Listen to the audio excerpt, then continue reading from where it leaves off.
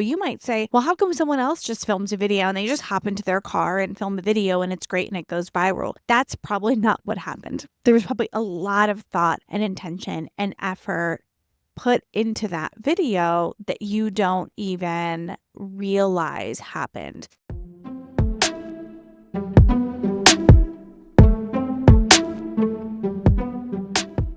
Hello, and welcome back to the Her First podcast, where we talk about high-achieving women, their personal brand, the challenges that they face, and how they've been incredibly successful at what they're doing now. I'm Michelle Houston, a coach and mentor for personal brands, along with founder of To Be Honest Beverage Company. And I'm Joanna Newton. I'm the co-founder of Millennial Marketer, a agency that helps people create courses and online programs. And although this show is geared towards personal brands, we haven't really done an episode that specifically talks about what is a personal brand and how do you build one? So that's what today is all about. The influencer marketing industry is projected to grow to $21 billion. So what that means is our world is changing when it comes to business. And if you're not following along, you're actually just not paying attention and you're completely and totally going to lose out. What is an influencer? It's a personal brand. What is a singer? A personal brand. What is a celebrity? A personal brand. What is a content creator coach in the online space? A personal brand. Yes, you have faceless accounts. Yes, you have brands who are created around, the vision of what that product is. But predominantly, what's happening in our world is the popularity of personal brands. It's how Zendaya and Anne Hathaway are hired by Cartier to sell their diamonds because their faces are recognizable. They've created personal brands for themselves based on what they've been able to do. So the world that we're heading into revolves around this concept of a personal brand. Even employees know how important it is for them to have a personal brand in the digital space, either via LinkedIn, their Instagram, or what they're putting out into the world. It's valuable to a company, it's valuable to a brand, and it's valuable to yourself as you either grow your career or are looking at starting your own business, or are in your own business, are a content creator. So it's incredibly important to have this idea of personal brand that you're creating for yourself, which is a representation of you, a magnified sense of your own personality and what you offer the world, be something that people can engage with. We are more likely to invest in brands when we have trust, when we have authenticity that we can buy into, when we can be loyal to a brand or to a business. How to build a personal brand, how to cultivate it for yourself is, of course, the through line of this podcast and as we speak about different celebrities. But today we're going to talk about how you can identify it for yourself, how you can start to build it, and think about how impactful it is. And today we're really going to share some data points to help drive this point home so that you can think about this more critically. Something like 81% of consumers must trust a brand in order to even consider buying from it. 81%. So you could be missing out on 81% of sales if your audience doesn't trust in you and therefore are not going to buy from you. And if you're listening to this episode today and think it's not for you because your intention is to not be an influencer or a celebrity or a household name, I challenge you to stick through, stay listening, because whether you like it or not, you have a personal brand. You have one, and it's really a question of if you're being intentional with it and you're trying to cultivate it and grow it. But you do have one, whether you want one or not, with the people you're with, your circle of influence, and the spaces that you're in. Even folks who aren't intending to be celebrities, influencers, have like massive followings and get brand deals, need to have a personal brand, whether you're trying to grow your business or get a job. So let's just break down what a personal brand is. You've heard it used before. You kind of have this loose concept and idea. It's ultimately a representation of you or of a person in whatever space they're in. We're talking about the digital space predominantly, but this could mean TV, commercials, it could be billboards, etc. How a face, a person is being presented in the world. And we're not going to get into the conversation of AI, but I will say there are AI accounts now who are completely AI with a personal brand and identity that are doing brand deals, that sell things. So that's a whole route for the future that I don't think I'm ready to touch yet.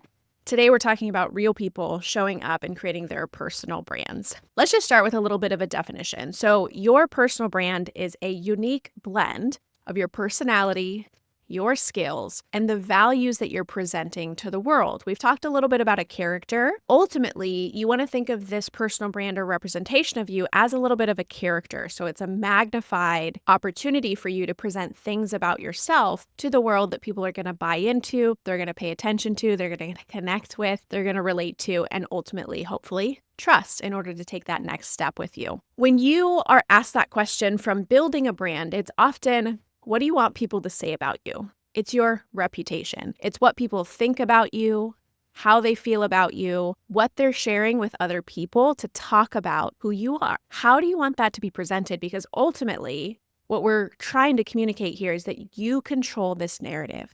You get to be the one who decides, what do people say about me? How are they going to talk about me? How do they describe me? What are they going to feel when they walk away from my content? What are they going to feel when they open up my emails? What's the ultimate sense that I want them to get from my brand as a whole in order to move them toward, again, the programs, the products, what it is that I'm trying to share, or even your message, if you're looking at it from an impact perspective. Do I want people to feel encouraged? Do I want them to feel motivated? Do I want them to feel excited? Do I want them to feel happy? Do I want them to feel reflective? Do I want them to feel more introspective? What is that thing that we're trying to accomplish by the content that we're putting out into the world? What we're going to focus on in this conversation is predominantly digital. And I'll share another fact with you is that 77% of consumers prefer shopping with brands that they follow on social media, and that social commerce sales are expected to reach $1.2 trillion by 2025. That's this year. So $1.2 trillion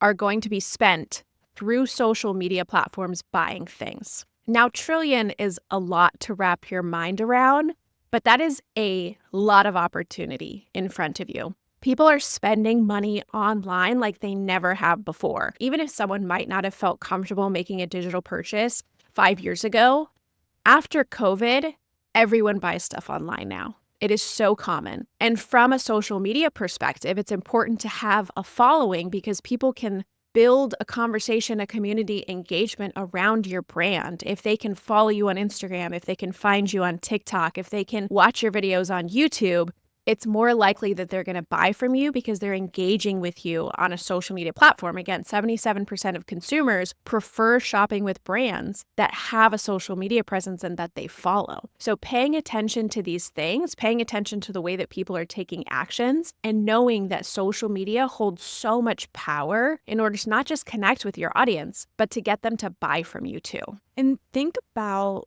the last new product you bought in your life. So not like the milk you buy every week or the eggs you buy every week or the things that are just like in your rotation of refills. Think about a brand new product that you tried for the first time.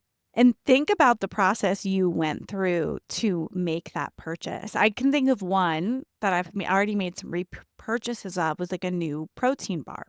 I don't love protein bars. I need to like make sure I get enough protein, but a lot of them have a bad aftertaste, like aren't that good. And I started getting a bunch of like fitness creators that I follow on TikTok talking about these built protein bars. They're basically like a chocolate covered marshmallow kind of consistency. It's something I've never seen before. And people would try them, the different flavors, and eat them on camera. And I was like, you know what? I'm going to go try these because they just look so good. They look up my alley. I'm going to try them. But I saw several creators using them. Now, Built itself doesn't have like a big social following, but they really, I guess in their launch, really leveraged all of these other influencers that are in the space that other people know, like, and trust. I'm sure they're affiliate deals, whatever, but I would have never just gone to the Built website. I would have never Googled good tasting protein bars, come across the Built website and be like, those look interesting, and buy. My experience was I got recommended that product from multiple influencers in the space that I follow. Then I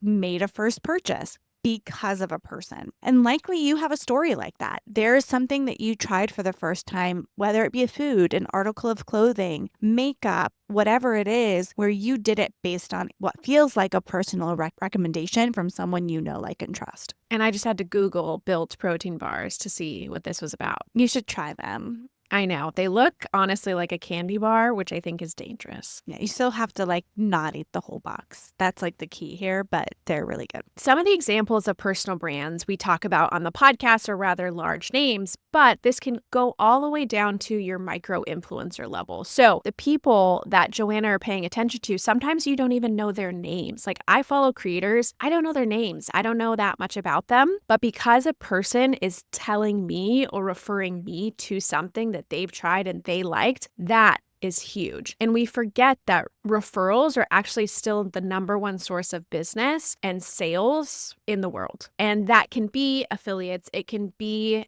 ads by people who have used the product, or UGC creators or things like that, or it can be your friend or your family or someone else. I work in business in a physical product space in our local community. So we're looking for attorneys right now. I don't just go to Google. Same thing like Joanna said, like, I don't just go to Google and say attorneys in San Luis Obispo. I go to my community and I say, do you have any attorneys that have specifically worked around, and these things that I'm looking for, securities specifically right now, and have been successful with businesses in the community? And so the word of mouth referral piece is so important here. Even if someone's not going to physically speak your name to someone else, you have to think in the same way that you're creating a personal brand that someone's going to want to refer to someone else. And how can you do that? How can you make your experience with them so high quality, so awesome, so interesting, so educational, so entertaining that they can't help but want to share your content, either through stories, sending it to someone,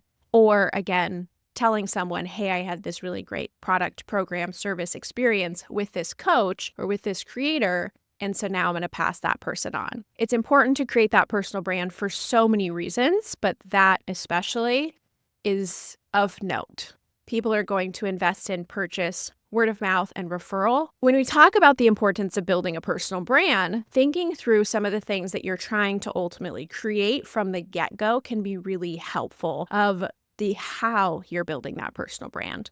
So thinking about yourself as genuine and authentic, right? You have to kind of discern what that looks like. And for me, that actually took a really long time because I felt like I was showing up so much in the expectation and in the form of what other people wanted to see from me. It's a whole other personal development discussion that I highly encourage you to go down, is like, who are you genuinely and authentically? Do you have a sense of humor? Do you really prefer intelligence and like data and analytics? Are you very rational, or are you very artistic? Like, what are those things about you that you want to bring to the forefront? And then using those things to establish authority and really build trust with your audience, with your prospective buyers, with your potential clients. An example here, Marie Forleo. If you haven't heard of her before, she is a big time business and not quite personal development, but she really speaks to business and digital business in our space. She has a whole program called B School. She's been featured on TV and news outlets. She's upper echelon in terms of like the people that we look to, Amy Porterfield, etc. And she has a philosophy called everything is figure outable. From an entrepreneurship perspective, with that phrase and with that statement, she's really appealing to someone who has an entrepreneurial spirit or is a business owner, or has come from a place of resilience and not having everything laid out for them. So when I think of Marie Forleo, built into everything is figure outable, I know that she's been through some sort of challenge, some sort of difficulty, perhaps maybe is self-made. She's not having things just lined up for her in a way that someone who is really privileged or comes from money has. And so she's creating a brand of scrappy, able to make it happen, willing to problem solve, and is looking to accomplish big goals. And that is a way to create a personal brand in a really simple, accessible way that creates that authority, that trust, and brings in the type of person that you're trying to speak to. And so from a data perspective, personalized content can increase engagement by up to 74%. So with the advent of AI and what we're seeing with faceless accounts, yes, there is a potential for growth, for reach, or the content that you want to kind of just slap together and put out in the world. But adding that personal touch and integrating your own personal brand is going to increase the engagement you're going to see on your content by 74%, which I think makes it worth it to take the time, the effort, and energy in order to embed your own personality into what you're creating. One thing that I find that like coaches, creators want to be able to do when they're just starting out, before they have that personal brand presence, is there's such a strong desire to just throw ad money out in the world and get sales.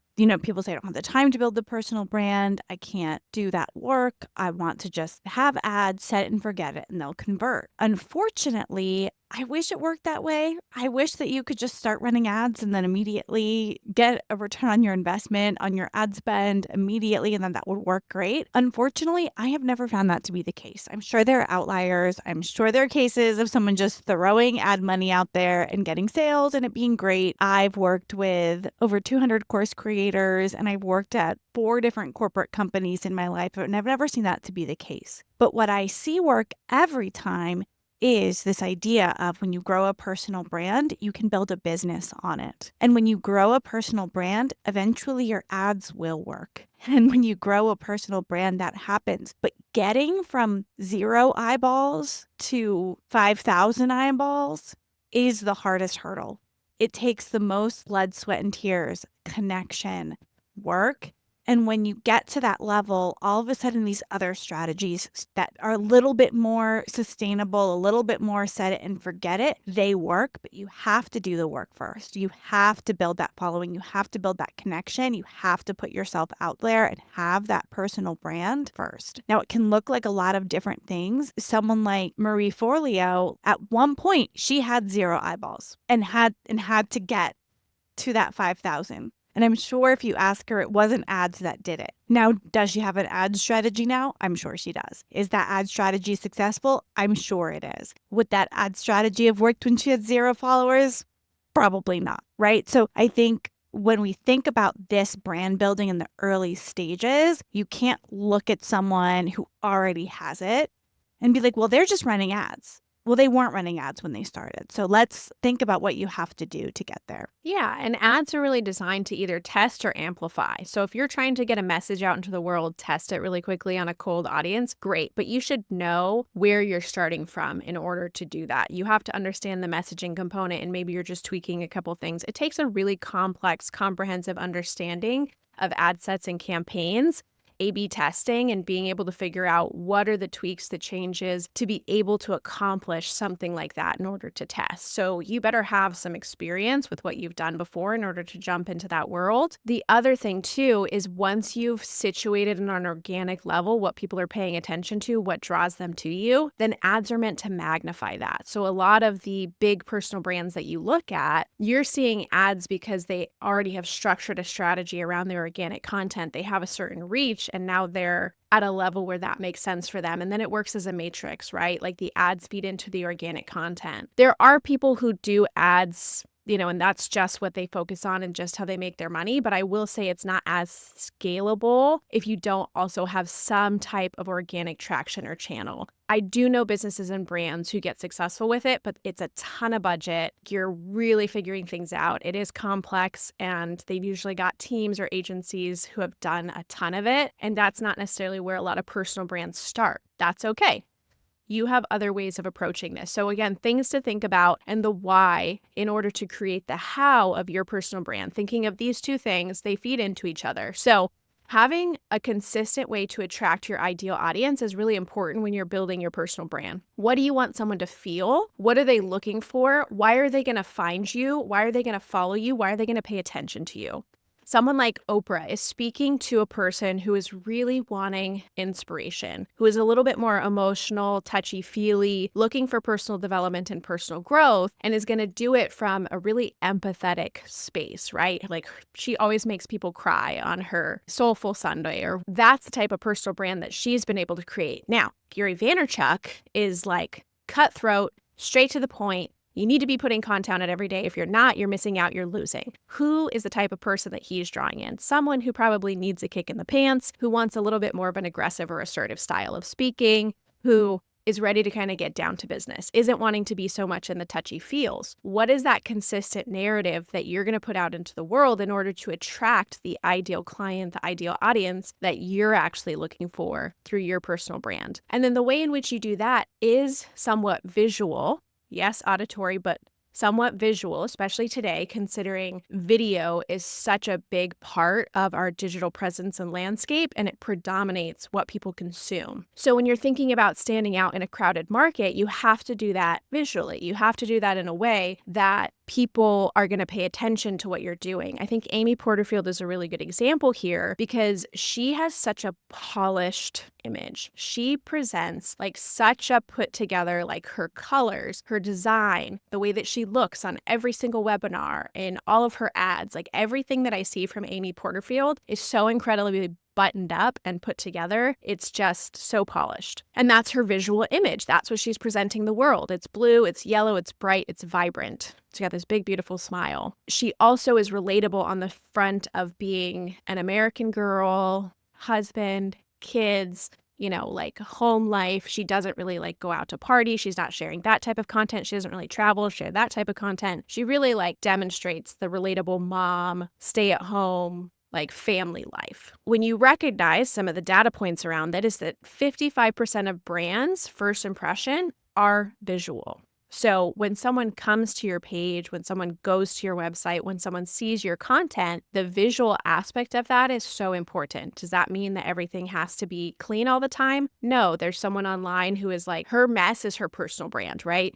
So whenever she's doing videos, there's laundry in the background, there's dirty dishes, there's everything. But she plays into that, and that's part of her narrative is that I'm okay with the mess, and I want you to be okay with that too. And so she owns that confidently. Just knowing that what you're going to create visually is an interpretation of someone who's seeing your content and paying attention to it. This one I thought was interesting because there is a lot to color psychology, but consumers are 81% more likely to recall a brand's color than its name. So for me, obviously, I know the name Amy Porterfield, but I can recall that she has this blue and yellow brand color. If you think of Amazon, what's the color that comes to mind? If you think of Nike, what's the color that comes to mind? If you think of Apple, what's the color that comes to mind? Some of these brands with the big names, you're going to remember the name, but are there any brands that you can think of, KFC, Target, etc., where colors just pop into your head? You may not be at the point where you've created an entire brand guide and color scheme, and that's okay.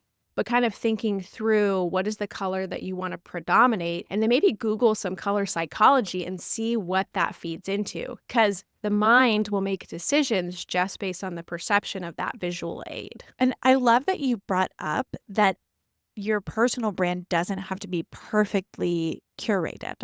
Your imperfections can be a part of that personal brand. Because I know that's one of the things that prevents people from sometimes wanting to show up, whether their makeup isn't done, their hair's not done perfectly, their background isn't perfect, their house is a mess. You can take those things that are uniquely you and put them into your brand so that way people can connect with you and they expect to see it. There are creators you interact with on a regular basis and like watch their content. Think about what it is that makes you stop and listen to them. Is there something that very quickly signals to you that they are who they are? What is that? And I hope after you listen to this, you kind of think through that and think about the content that you interact with and what is it that makes you stay? What is it that makes you watch the second video and the third video and then check out their website and go through that process? There's going to be something about it that really connects. The other thing that I think about with a lot of content creators, I think as a consumer, it's really easy to look at what they're making and think, oh, they just hopped into the car and filmed that video. Oh, they just like picked up their phone and filmed that video. The videos that go viral and get a lot of attention and people want to follow and comment on, there was probably a lot more thought put into it than you think, in terms of their background and what was there and what was in the visuals and what they're wearing and what they're holding in their hands. There was probably a lot of thought put into that. They may have filmed 5 different hooks for that video, 10, 12 different hooks for that video to really perfect it. And then they picked one at the end. They might have filmed the beginning at the end and pushed it around. Like that 30, 60-second video, you might say, well, how come someone else just films a video and they just hop into their car and film the video and it's great and it goes viral? That's probably not what happened. There was probably a lot of thought and intention and effort put into that video that you don't even realize happened. And so just always keep that in mind. I recently made a decision to kind of switch to actually focus on written content. And one of the reasons is I felt like making videos consistently was a barrier for me to be able to grow my personal brand. Because for me, the time that I'm like most ready to make video content is like afternoons. But afternoons right now is like prime meeting times for me, for my clients or my team. We're across time zones. Like it's hard for me to block afternoons to create video, but it's very easy for my most free times are in the morning, and it's very easy for me to write in the morning. I'm not in the space to film videos in the morning. I'm just like not there yet, but I can write.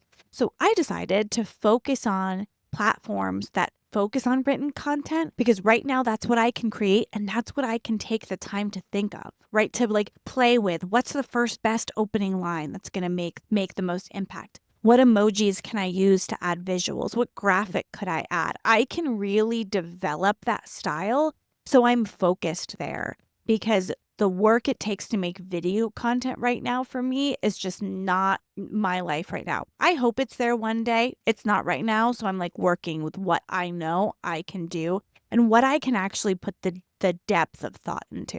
And that's so true. Every single influencer, content creator, coach, business owner, personal brand that I know in the online space, all of their successful videos have typically been because they've scripted, they've A/B tested, they've trialed, they've repositioned, they have edited. Like it's not as simple as everyone makes it look. And I think that's one thing that's really freeing because when I was first getting started, and especially like with YouTube, YouTube is a platform that takes so much data-driven, SEO-driven formulation of content. It takes 75% research and 25% execution. And I used to think like I could just put something together, title it what I thought it would, put it out in there in the world, and it would be successful. When really the creators who are being successful in the digital space and have created the personal brand put so much time and energy into research and so much prep work into what it is that they're creating. And then they'll put things out into the world. It won't do what they wanted it to do. So they try to retest, reassess,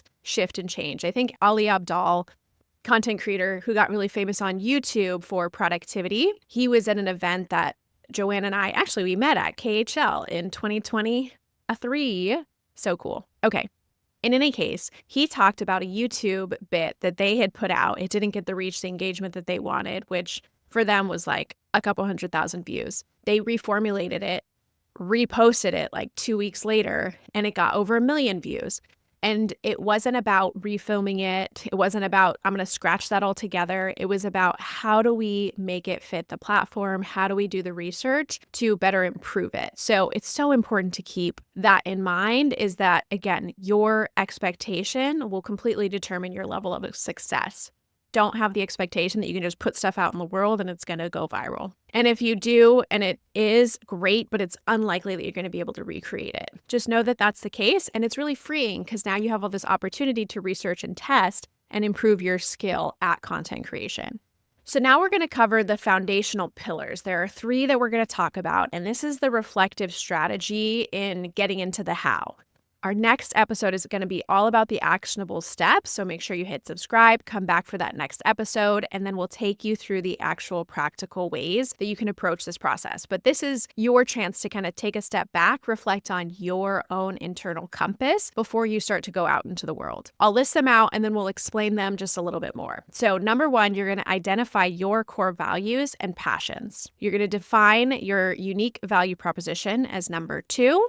And you're going to clarify your target audience as number 3. Now, you may notice that this kind of mirrors similar to like a normal brand would identify similar things and probably some competitors and other aspects of their reflection before they move into the business plan creation, before they move through those steps.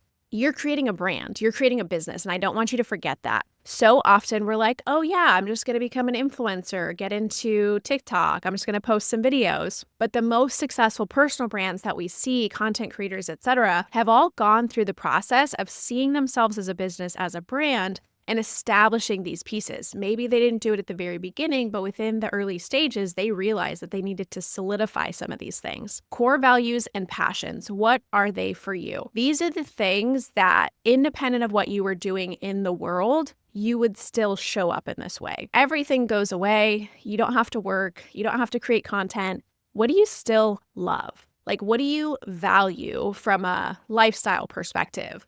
Is it connection? Is it community? Is it, relationships? Is it kindness?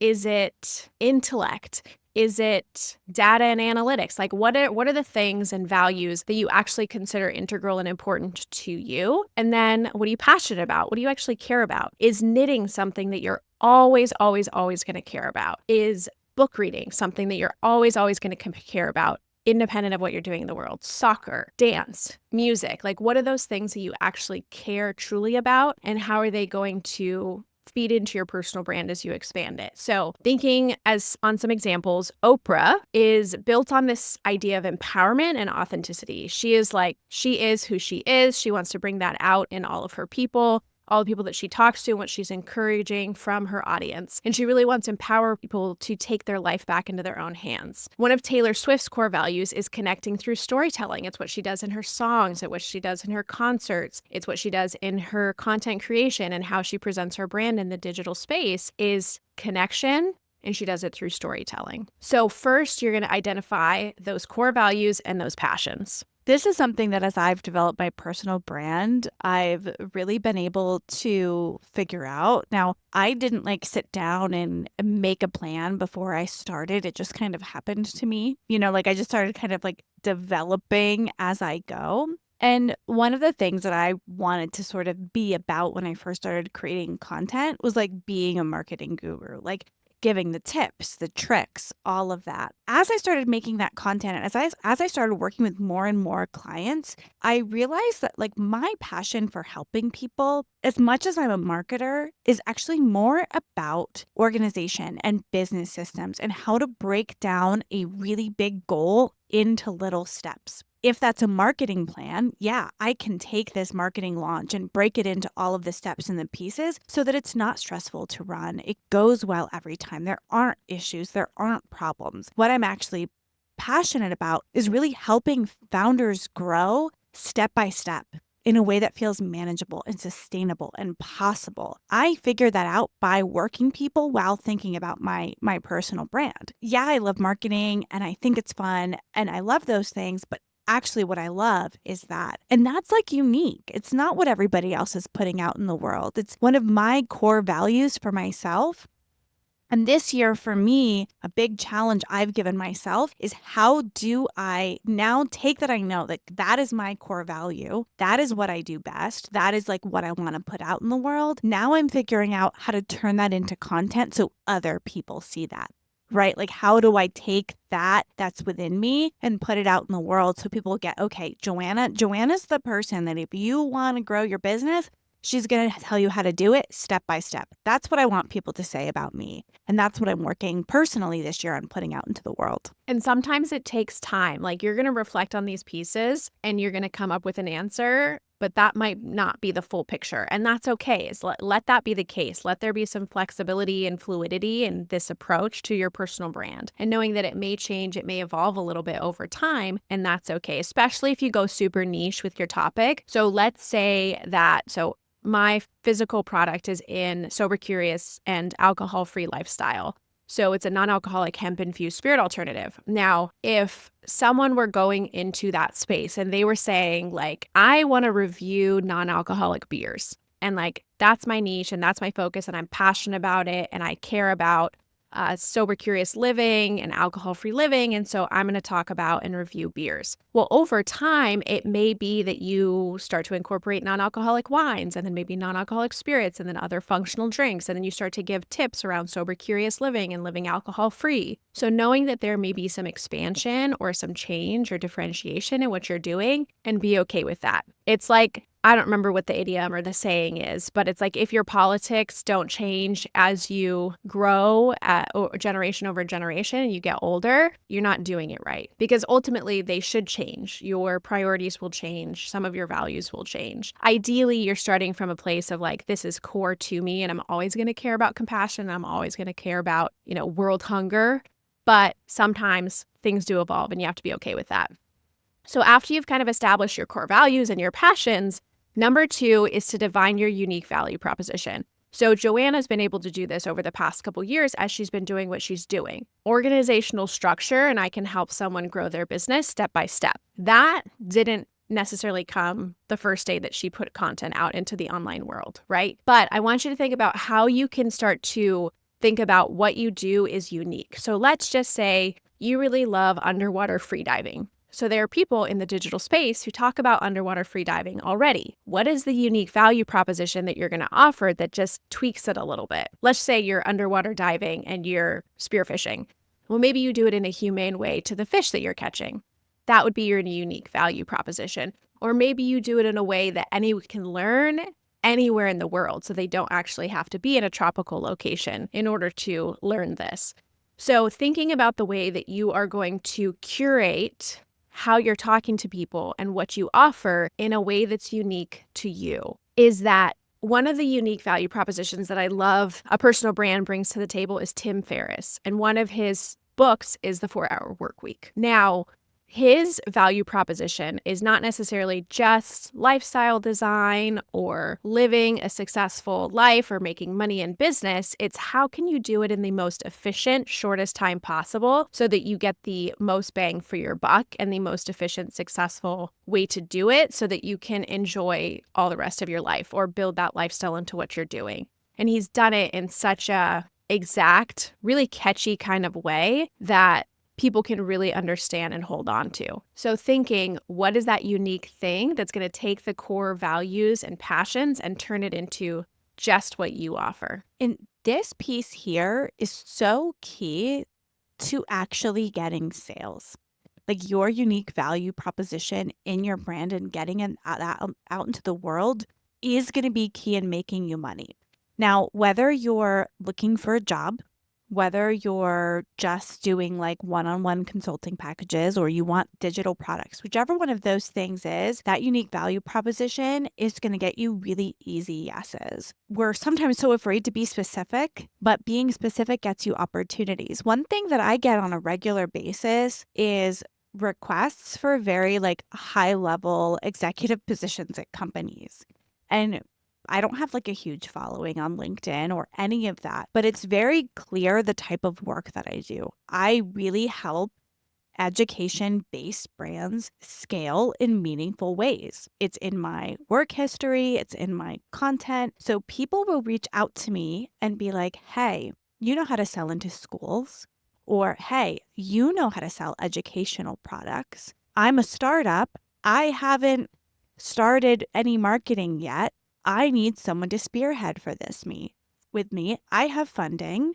Are you interested? Right? I get a couple of these a quarter. A lot of times I talk with them. They're not like a right fit for me because I have like a whole business I'm running. But I draw those opportunities in because of like the uniqueness of my profile. If you're trying to look for someone to help you market your education-based brand startup, I am one of, a small group of people who are the right fit for that in the country. So when you think about your unique value proposition, you're basically making yourself not have to compete with anybody. because you're the only one who does specifically what you do. And this essentially makes you not comparable to anyone else. And that's where you want to be in the market. You don't want to be out there among 100 competitors offering business coaching services. You want to define your unique value proposition in a way that someone sees your content and says, yes, this is the person for me. This is the program that I need, because you're speaking directly to what it is that I'm going through. And they don't even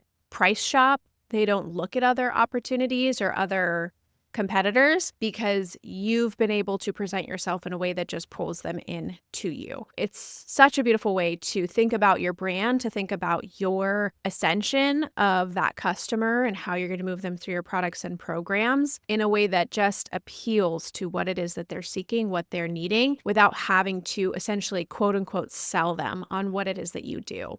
I have one more pillar that we're going to break down, which is clarifying your target audience. But make sure you subscribe, because in the next episode, we're going to talk all about practical steps to building your personal brand. So these are the actionable things that you're going to do, taking all of this reflective and why data and move it forward, and then some common mistakes and how to avoid them, and then the way that you're going to sustain your growth with your personal brand over time. So make sure you tune into that next episode. And then that third pillar, what you're going to reflect on before we start to build those action steps, is to clarify your target audience. Who are you speaking to? Who is the type of person that you're going to draw in? What's that ideal customer? What's the ideal client persona? Who is that person that you want to bring to you? And this is more so psychological. A lot of times people start with demographics, gender, profession, where they live, how much money they make, etc. I want you to think psychographics. I want you to think, what are their emotions? What pains are they experiencing? What thoughts do they have? How do they live their life? What are they seeing in their reality? What are those kind of like deeper, darker thoughts that they're not able to even want to speak out loud? That's how you're going to clarify and really approach your target audience. When you think about some of the people and who they speak to, Jay Shetty is a really good example, because he focuses on relationships. He focuses so much in his On Purpose podcast on celebrities and their challenges and how they've been able to evolve and grow. So who is the type of person that he's speaking to? He's speaking to the type of person who has been through some stuff, who is looking for another way, who is wanting more mindfulness, more connection, more heartfelt relationships in their lives. And in his live events, a lot of times someone will call someone that they've had a difficulty with and make a connection. He's speaking to people who want to heal relations, who want to remedy things in their lives. And he does it so beautifully and so incredibly well. So when you're thinking about clarifying your target audience as a part of this, it could be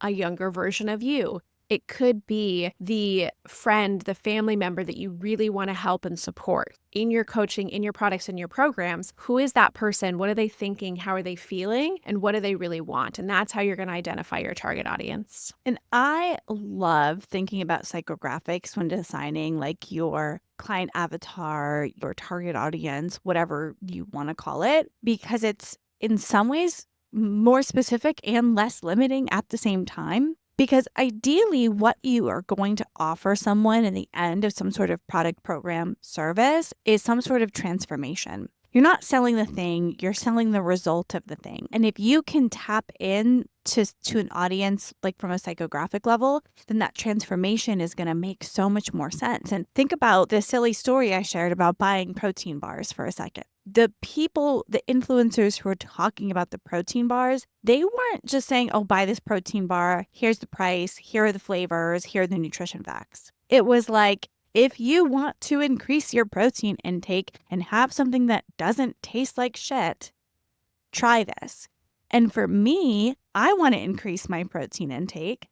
I think protein bars normally taste bad and I don't like them. So like they just tapped into my exact problem with the solution to that problem. And it's something as simple as a protein bar can have a psychographic targeting and transformation statement. Those things are even more important when people are spending thousands of dollars for a service or program, and even more important when it's a less tangible transformation because people have to buy into that transformation. So focusing on that psychographic commonality, the mindset or the problem people are looking at versus saying, I want men 35 to 45.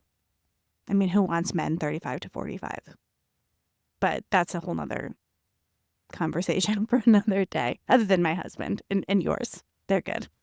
Okay, so I hope that was helpful. I hope that gave you really like the foundation that you need to start thinking about your personal brand or reorienting your personal brand if what you're doing isn't working, to give you kind of a concept and idea of some things you might need to dig into.